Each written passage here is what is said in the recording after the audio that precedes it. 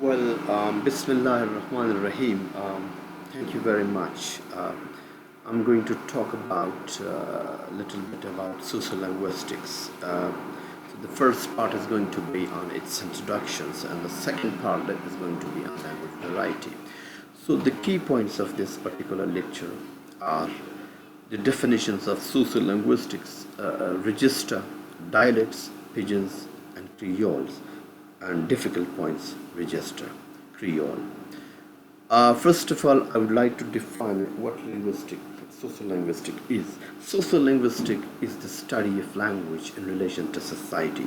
It studies how social factors influence the structure and use of language. Then we have language varieties. Language variety refers to the various forms of language triggered by social factors. Language may change from region to region, from one social class to another, from individual to individual, and from situation to situation. This actual change results in the varieties of language. Thus, we can say that there might be different language varieties in a given setup, right?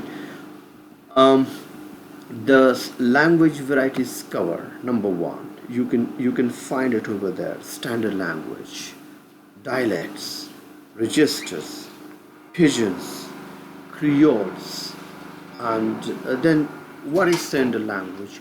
For social political reasons, a variety of language may be officially elevated is the national language. Such a language variety is called standard language. In China, Patungwa is respected as the standard language. In Britain, the received pronunciation RP and the SL standard language. In USA, standard American English SAE, the SL. So nature of standard language, it is so-called standard literally, but just as what the definition suggests, it is a variety of language, so it is also termed a standard variety or dialect. Basically, if you look at this particular term standard language, so standard language itself is a dialect which is given preference and prestige over other dialects, and it gets actually a kind of public exposure. It has got a kind of official acceptance. That's why that particular dialect which is picked up becomes standard language. Linguistically, standard language has no prestigious or dominant status, nothing special with that. When socially interfere, a variety of language has the luck to rise to be standard. Linguistically, there is no preference for any standard. All dialects of a language. I mean, if a dialect of a language is spoken and practiced in the far east northern part, in the other way in the southern east part, so linguistically they all be equal, right? There'll be no actually preference for that. Um, then we have dialects. It's dialects that is highly actually, I mean, linguistic term. That is a variety of language used recognizably in a specific region or a specific social class is called a dialect.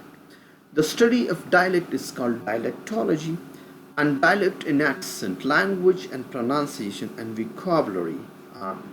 So dialects are categorized into four types. You have to look at these four types here. Regional or geographical dialects, varieties of language spoken in a geographical area. Temporal dialects, varieties of language used at particular stages in its historical development, right? And then we have social dialects or sociolects, varieties of a language used by people belonging to particular social classes.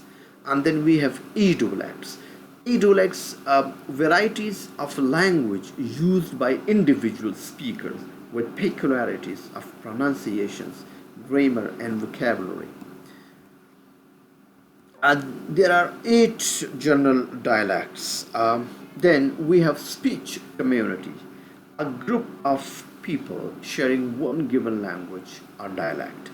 It ranges from a country to an individual. Social acts related to formality of speech are categorized as high and low. We also call them is ich variety and ill variety. The formal speech is higher social act and the informal lower social act. Then we have registers. We have registers. Register are varieties of language used in different situations, which are identified by the degrees of formalities. The intentional mixture of different registers arouses conversational implications. Registers can vary from vocabulary, phonology, grammar to semantics. The register theory by Halliday, register is determined by three factors, right? A field of discourse means what is being discussed, mode of discourse, oral or written, and tenor of discourse, relation between participants. The three variables determines the features of language fit with the situations. When fitted, the right register turns up. Then we talk about time and again about pigeons in Creoles. Well, Pigeon that is a mixed language with a small vocabulary and a simple grammar used by speakers of two languages to communicate. So it is also called contact language.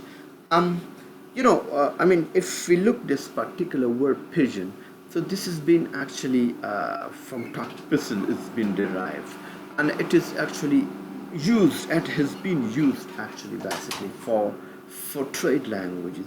So in simple term, it means that when the different language speaker, when they are unable to communicate and they try to pick up some words from their own particular languages and they try to to contact with his other different language speakers, friends, and they try to communicate and they try to coin or decode some meaning out of their jumbled different mixtures of words from different language. So such thing is termed as pigeon, right? Two features of Pigeon's languages. Pigeon has no native speakers, remember, and it is a simplified language with reduced vocabulary and grammar. Long time no see. Creole, when a pigeon begins to acquire native speaker who use it is their primary language, the pigeon turns to be a Creole. The process by which a pigeon develops is called pigeonization, and the process by which a pigeon becomes a Creole is creolization. Black slaves speaking African dialects communicate with the people speaking French or English and the plantations in the South America. The linguistic means of communication is called a pigeon. Pigeonization happens there, and later the pigeonization is widely accepted, and then creolization happens, and that is the Haitian Creole. Then we have the term lingua franca. When more and more speakers of a Creole adopt it as their everyday language, the Creole becomes standardized or a lingua franca, and the process is termed as decreolizations. And then we have the term language planning. There are various regional or social varieties in a country which needs a systematic attempt to solve the communication problem. The policy designed for the proper selection and appropriate use of these varieties is called language planning. Patungwa is one of the results of language planning. Yuwen corset in Chinese school is another. Language planning in two kinds. Status planning changes the function of a variety in the right of those who use it. Regional dialect is prohibited in class in China. Chinese was banned in class when Japan occupied the northeast China. And let me give you an example actually from Pakistani context. I was teaching in one of the leading school and college in Punjab, Pakistan, where the Punjabi, it is one of the biggest language in Pakistan. But I think the children were strictly banned to talk in Punjabis because they were supposed to be learning English, and they were not allowed to use, their mother tongue actually in the class.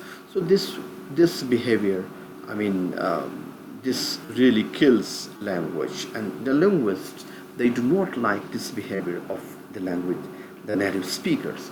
Corpus planning seeks to develop a variety of language, usually to standardize it. There are many languages in Canada, but only English and French were standardized. There are many dialects in China, only the master of Beijing and north eastern dialects is corpus blind. And thank you very much. I hope that this is enough for today.